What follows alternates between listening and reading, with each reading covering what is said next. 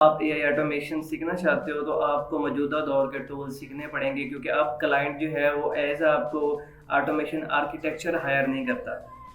ठीक है, वो आपको as a tool service provider hire करता है कि आपको टूल देगा। ठीक है, टूल दे के वो कहेगा अभी आप ये प्रॉम्प्ट्स हैं, ये मेरा काम है, आप इस काम को जो है ना वो जनरेट करो और इसको वैलिडेट करो। जस्ट आप उसको वैलिडेशन के लिए आप काम करेंगे, ना कि आज के दौर में आप कहो कि मैं शुरू से उसको जो है ना वो ऑटोमेशन बना के दूंगा। ठीक है, तो अब क्लाउड जैसे टूल्स मार्केट में आ गए हुए हैं तो आप इसकी एक्चुअल कैपेबिलिटी को अंडर एस्टिमेट कर रहे हैं। फॉर एग्जांपल, अगर मैं क्लाउड से कहता हूँ कि मुझे एक ईमेल लिख के दो तो ये एक सिंपल एआई टास्क है, लेकिन अगर मैं इससे कहता हूँ कि मेरी कंपनी की वेबसाइट से जो लीड्स आ रही हैं उनको एनालाइज करो, उनका इंटेंट समझो, उनको हॉट वार्म और कोल्ड कैटेगराइज में डिवाइड करो और सेल्स टीम जो है के लिए एक रिकमेंडेशन एक्शन बताओ, सेल्स टीम के लिए एक रिकमेंडेशन एक्शन बताओ, तो ये क्लाउड को एक रीजनिंग करनी होगी पूरी के पूरे। उसको एक क्या होगा कि इन्वायरमेंट पूरे को समझना पड़ेगा।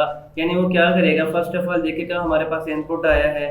ठीक है, इनपुट को हमारा क्लाउड जो है वो इनपुट जो आ रही है उसको हमारा क्लाउड क्या करेगा, अंडरस्टैंड करेगा और उसके बाद वो क्या करेगा, इन्फॉर्मेशन जो आ रही है उसको एनालाइज करेगा, डिसीजन बनाएगा और फिर आउटपुट प्रोवाइड करेगा।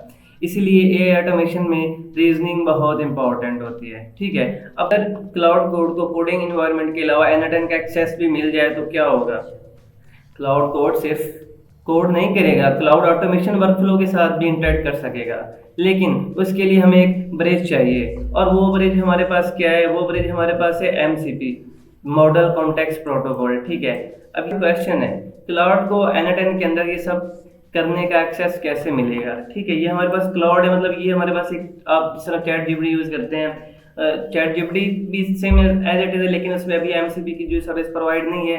अब क्लाउड में हम लिखेंगे यहाँ पे प्रॉम्प्ट हम यहाँ पे दे रहे हैं, तो अब ये N10 के साथ किस तरह काम करेगा।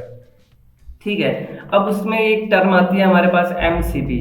अब MCP हमारे पास क्या है कि मॉडल कॉन्टेक्स्ट प्रोटोकॉल है। ये एक, जिस तरह आपको पता है, जिस तरह USB का आपको पता है, USB के थ्रू हम क्या करते हैं, किसी भी एक्सटर्नल डिवाइस को, एक्सटर्नल स्टोरेज को हम अपने N10 अपने सिस्टम के साथ कनेक्ट कर सकते हैं। ठीक है, इस तरह MCP भी एक ओपन स्टैंडर्ड है जो कि एप्लीकेशन को एक्सटर्नल टूल्स और डाटा सोर्सेज के साथ कनेक्ट करने की स्टैंडर्डाइज वे प्रोवाइड करता है। ठीक है, इसका सिंपल एग्जांपल जैसे समझते हैं कि जिस तरह हमारे पास एक USB-C टाइप पोर्ट होती है, आप डिफरेंट डिवाइसेस के साथ कनेक्ट कर सकते हो, फोन, मॉनिटर, स्टोरेज, चार्जर। ठीक है, MCP का कॉन्सेप्ट AI वेड में कुछ सिमिलर है। ये AI एप्लीकेशन और एक्सटर्नल कैपेबिलिटीज की जो दरमियान जो है ना वो स्टैंडर्डाइज्ड कनेक्शन प्रोवाइड करता है। MCP की दो इंपॉर्टेंट साइड्स हैं, एक हमारे पास क्लाउड है, क्लाउड उसमें उसकी MCP उसका सर्वर है।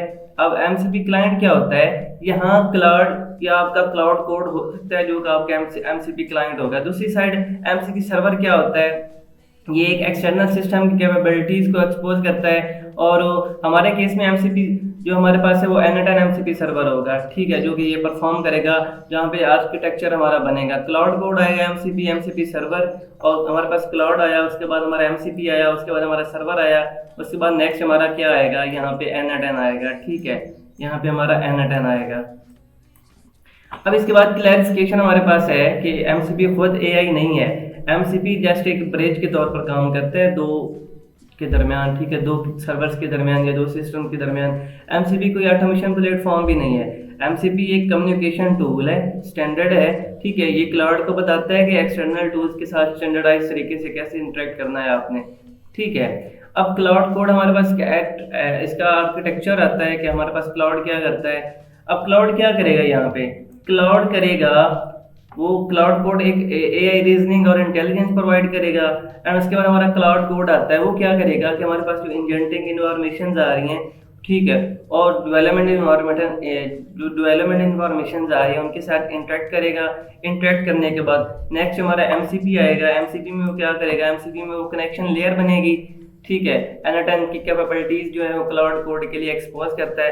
एंड देन नेक्स्ट हमारे पास क्या होता है कि हमारे पास एक एक्चुअल ऑटोमेशन प्लेटफॉर्म है N10 है, जिसमें जाकर वो जो क्लाउड कोड जो भी जनरेट करेगा उसको कहाँ पे वो शिफ्ट करेगा, हमारे पास वो N10 में जो है ऑटोमेटिकली जो है उसको शिफ्ट करेगा। ठीक है, और यहाँ एक बहुत इंपॉर्टेंट डिफरेंस समझ लें कि आपके पास विदाउट MCP, ठीक है, आप विदाउट MCP भी क्लाउड को यूज़ कर सकते हैं। ठीक है, आप क्लाउड को कहें कि भाई क्रिएट N10 वर्कफ्लो। क्लाउड आपको क्या करेगा, एक वर्कफ्लो जो है ना उसका वो जेसन प्रोवाइड कर देगा, ठीक है। अब हम उससे कहते हैं कि भाई create follow up N10 workflow Jason. तो वो क्या करेगा, ये हमारे पास एक जो है ना वो वर्कफ्लो तो जनरेट कर देगा, ठीक है। जनरेट करने के बाद वो क्या करेगा कि उसको आप कॉपी करोगे, कॉपी करने के बाद आप उसको N10 में इंपोर्ट करोगे, इंपोर्ट करने के बाद एरर आएगा तो आप उसको मैनुअली जो है वो ट्रबल शूट करोगे। लेकिन अगर आप उसको MCP के साथ करते हैं तो MCP के साथ क्या होगा कि आपका क्लाउड जो है उसको आप रिक्वायरमेंट जो आपकी है उसका डाटा देंगे, क्लाउड रिक्वायरमेंट को ऑटोमेटिकली समझेगा, MCP के थ्रू N10 के टूल्स एक्सेस करता है, N10 वर्कफ्लोज क्रिएट करेगा ऑटोमेटिकली, ये क्लाउड हमारे पास है। उसको वैलिडेट करेगा, जो हमारा वैलिडेट आ रहा है उसको, उसके बाद उसको टेस्ट करेगा और ज़रूरत पर क्लाउड उसको मॉडिफाई भी कर सकता है। यानी ह्यूमन, क्लाउड, MCP, N10 और ऑटोमेशन जो हमारे पास है ये परफॉर्म होगी, ठीक है। अब नेक्स्ट हम चलते हैं, अब हम अपना जो है क्लाउड और MCP सर्वर जो N10 के साथ हमने कनेक्ट किया, अब हम उसको जो है ना थोड़ा सा अंडरस्टैंड करते हैं भी, हम उसको टेस्ट करते हैं भी वो किस तरह वर्क करेगा, ठीक है। अब ये मेरे से पूछ रहा है what should this follow up workflow do, follow up emails after a form lead something. मैं ये पर उसको परफॉर्म करता हूँ, वेबबुक के थ्रू होगा, हाँ मैं वेबबुक या फ्रॉम CRM कह देता हूँ, ठीक है। तो अब ये क्या करेगा ऑटोमेटिकली, ये आपका जो है ना ऑटोमेशन जो है ये आपके ऑटोमेशन को ऑटोमेटिकली N10 में जनरेट कर देगा। अभी थोड़े टाइम में हम देखते हैं कि जो हमारे पास किस तरह परफॉर्म कर रहा है ये। तो मैनुअली करने के लिए हम क्या करेंगे, लाइक यहाँ पे हम ट्रिगर लगाएंगे, कोई वेबबुक का कॉल आ रही है वेबबुक लगाएंगे, ठीक है। वेबबुक के बाद नेक्स्ट हम लगाएंगे इसको, मतलब फिल्टर करेंगे जो हमारा डाटा आ रहा है, ठीक है। हम इसको फिल्टर परफॉर्म करते हैं इस पर, ठीक है। फिल्टर परफॉर्म करेंगे लाइक इस तरह। हम इसको अगर मैनुअली करें तो मल्टीपल नोड्स को हमें जो है ना उसको कनेक्ट करना पड़ेगा, और कनेक्ट करने के बाद क्या होगा कि हमारे पास जो है वो एक मतलब टाइम कंज्यूमिंग भी है उसके साथ, और काफ़ी मतलब टाइम हमें लग जाएगा, मल्टीपल नोड्स हम कनेक्ट करेंगे। अगर हम इसी चीज़ को अब MCP के साथ बनाते हैं, हम उससे एक मास्टर प्रॉम्प्ट देते हैं, भाई साहब ये काम है, आप ये काम जो है ना हमारा परफॉर्म करो, ठीक है।